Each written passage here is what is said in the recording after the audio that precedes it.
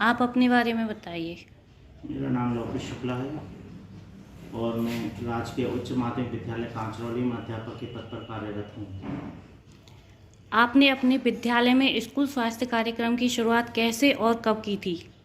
मैंने अपने विद्यालय में विद्यालय स्वास्थ्य कार्यक्रम की शुरुआत आज से 3 वर्ष पहले की और इसके लिए सबसे पहले हमें ऑनलाइन ट्रेनिंग दी गई थी और ट्रेनिंग के बाद मुझे ऐसा लगा कि वास्तव में यह कार्यक्रम छात्रों के लिए बहुत ही लाभप्रद है और इस कार्यक्रम से उनके स्वास्थ्य में और उनके दैनिक जीवन में काफ़ी सुधार होगा।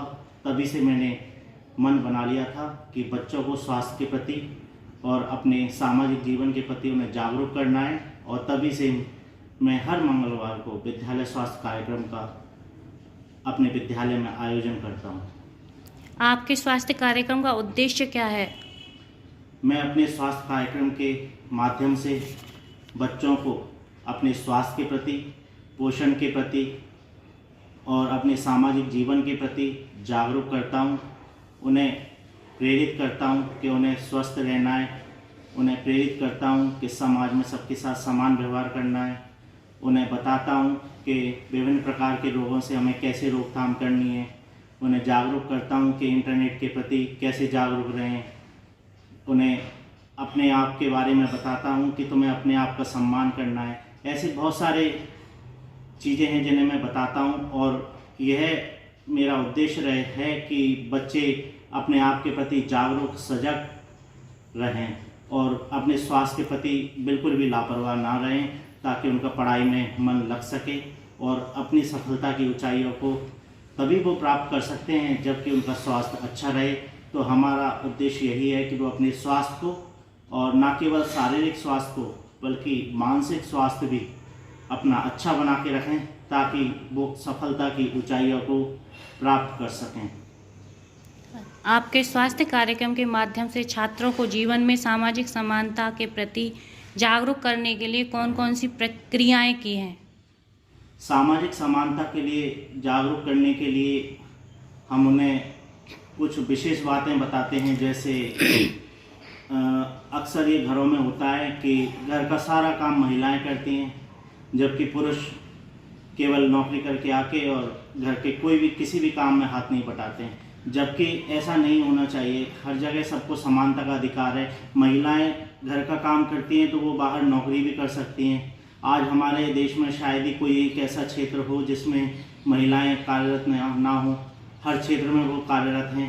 तो महिलाएं जब घर का काम कर सकती हैं, बाहर नौकरी कर सकती हैं, तो पुरुष भी जब बाहर का काम करते हैं, बाहर नौकरी करते हैं, तो वो घर आके का अपना सहयोग कर सकते हैं।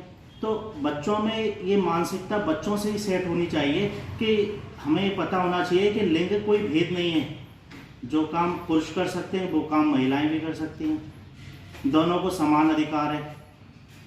और इसी क्रम में मैं बच्चों को प्रेरित करता हूं कि आप अपनी माँओं का, बहनों का सहयोग करें। केवल कपड़े धोने या बर्तन मांजने या झाड़ू पोंछा करने या कोई भी घर का जो काम है उसे केवल महिलाएं नहीं कर सकती। उसमें बराबर का सहयोग पुरुषों को भी करना चाहिए, क्योंकि एक परिवार को चलाने की जिम्मेदारी न केवल महिलाओं की होती है बल्कि पुरुषों की भी उतनी ही जिम्मेदारी है जितनी कि महिलाओं की। तो इस तरह मैं उनको इस कार्य के लिए प्रेरित हमेशा करता रहता हूँ।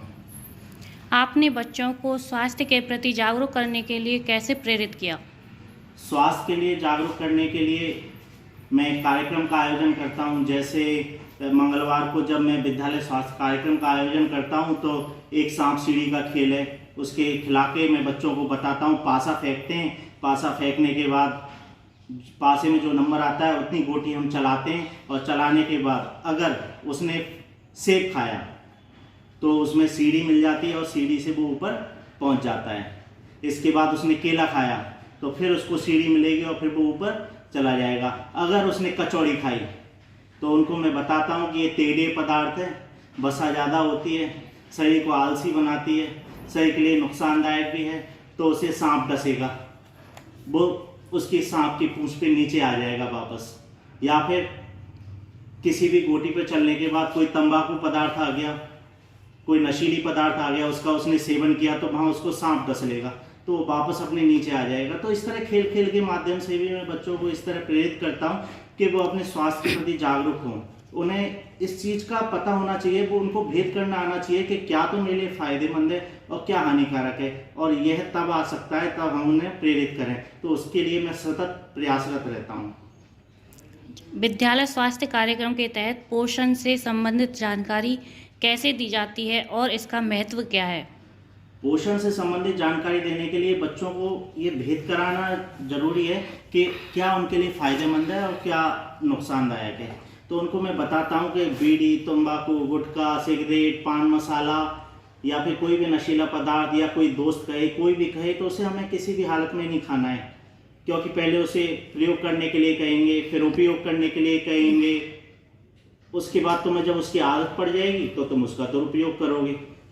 तो दुरुपयोग की जब स्थिति बन जाएगी तो फिर तुम्हारी बीमारी होना शुरू हो जाएंगी, उसके बिना तुम रह नहीं पाओगे, और यही आदतें बन जाती हैं, और ये गलत आदतें तुम्हारे जीवन को खराब कर सकती हैं।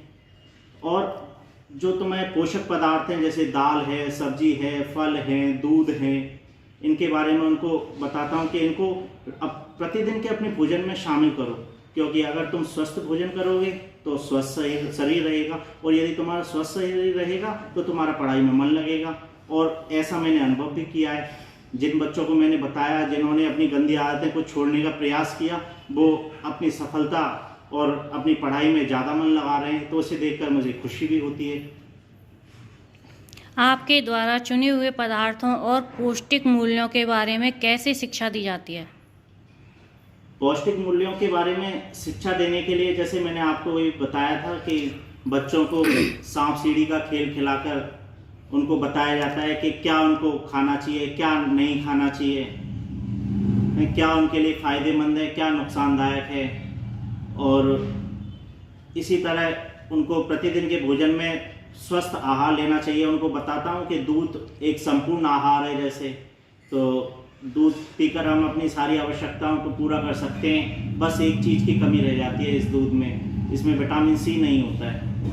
तो इस तरह उनको प्रेरित करता हूँ कि तुम्हें क्या खाना चाहिए। इसके अलावा भी बच्चों को यदि किसी को कोई परेशानी होती है तो बच्चे आके मुझे बताते हैं कि सर मेरे संग ऐसा है, तो मैं उनके लिए बताता हूँ कि तुम्हें क्या खाना चाहिए, किस चीज़ से तुम्हें फ़ायदा मिल सकता है, किस चीज़ की कमी से, जैसे एनीमिया है, खून की कमी है, किसी को सर दर्द हो रहा है, चक्कर आ रहा है, तो खून की कमी हो सकती है, तो उसके लिए तुम्हें क्या खाना है, किस किस चीज़ में तुम्हें अपने खून की कमी को दूर कर सकते हो। जैसे अनार हुआ, सेब हुआ, किशमिश खाओ, इनसे क्या है कि तुम्हारे हीमोग्लोबिन लेवल बढ़ जाता है।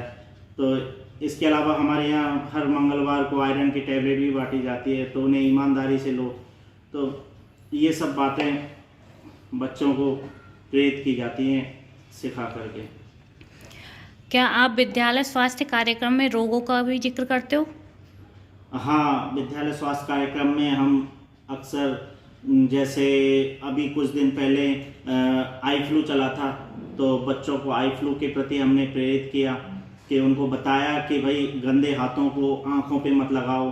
चूँकि आई फ्लू बहुत ही बड़े स्तर पर फैल रहा था, और लगभग विद्यालय में हर क्लास में करीब 2-3 बच्चे तो ऐसे थे हर क्लास में जिनको आई फ्लू हो रहा था। तो ऐसी स्थिति में ये पूरे विद्यालय में भी फैल सकता था। तो उसे रोकने के लिए हमने बच्चों को बताया कि भैया हमेशा हाथ धो के ही अपनी आंखों को स्पर्श करना, और बिना साबुन से हाथ धोए आंखों को स्पर्श मत करना, और दिन में 2-3 बार साफ पानी से कम आंखों को धो, और अपनी किसी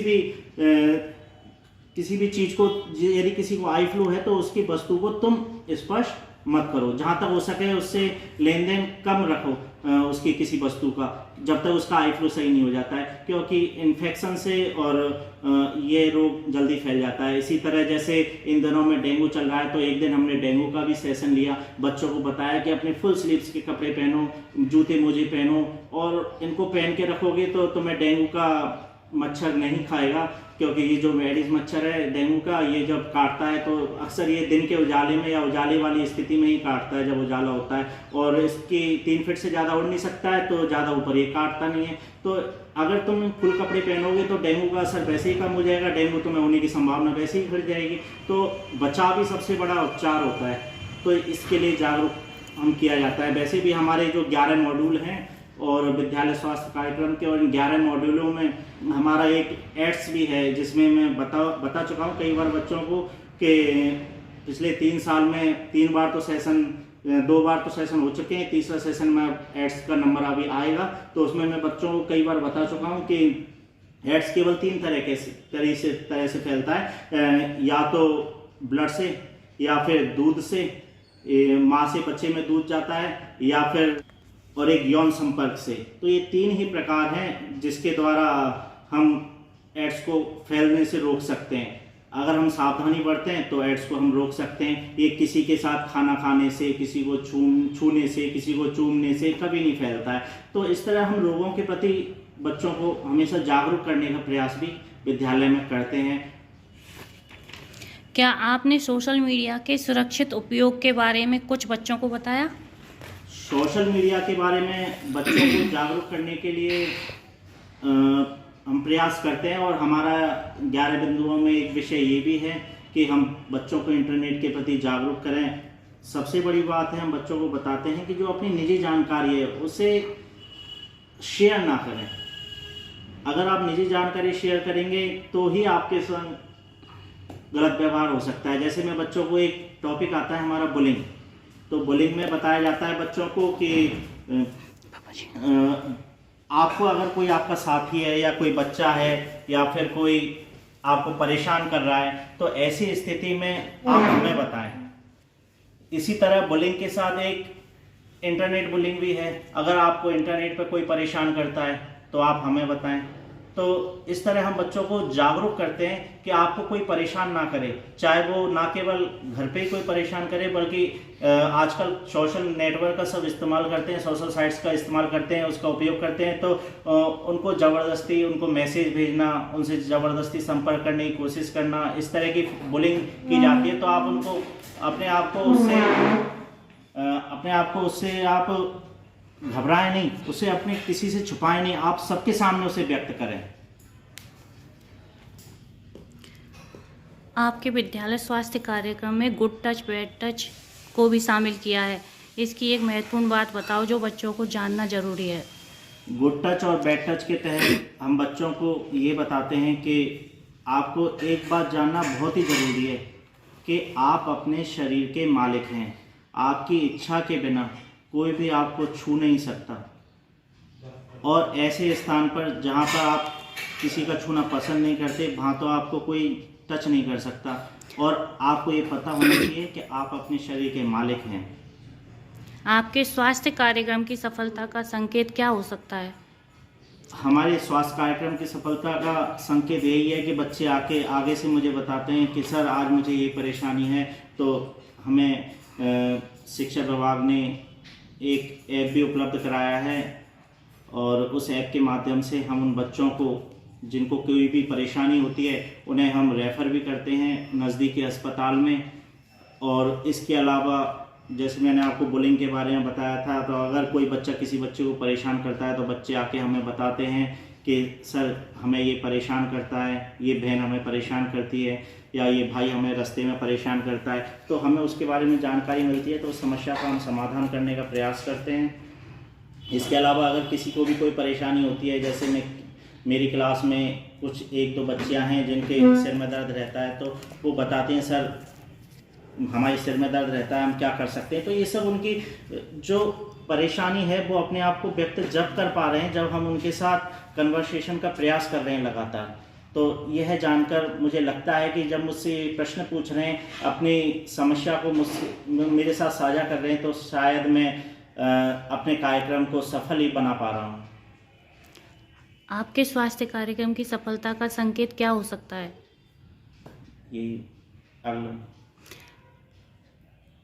आपके विद्यालय स्वास्थ्य कार्यक्रम का मूल्यांकन और निगरानी कैसे की जाती है? हमारे विद्यालय स्वास्थ्य कार्यक्रम की निगरानी वैसे पहले से ही की जा रही थी, लेकिन पहले ये ऑफलाइन हुआ करती थी। हर महीने का हम प्रपत्र भरा करते थे और उस प्रपत्र को अपने विद्यालय से जिले स्तर पर भेज दिया करते थे, वहाँ से इसे राज्य स्तर पर भेज दिया जाता था। बाकी वर्तमान में एक ऐप चालू किया है जिसका हम इस्तेमाल कर रहे हैं, SSWP, विद्यालय school health and wellness programme.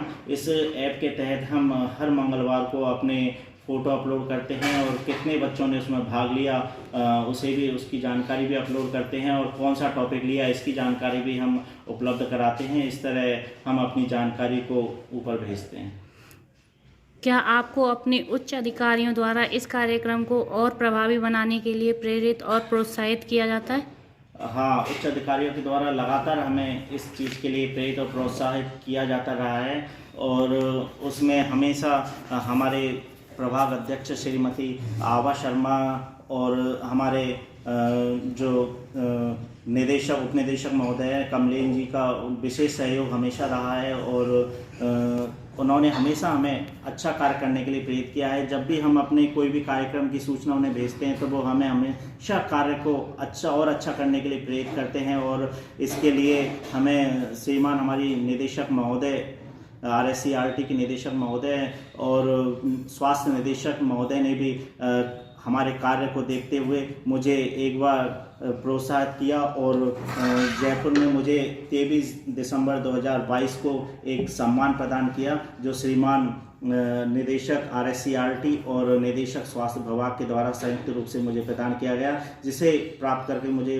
अपार खुशी हुई और मुझसे ये भी कहा गया कि आप इसी तरह अपने कार्य को अपने मन और लगन से लगातार चलाते रहें और यही कार्य मैं अपने मन से लगातार करने का प्रयास कर रहा हूँ। धन्यवाद।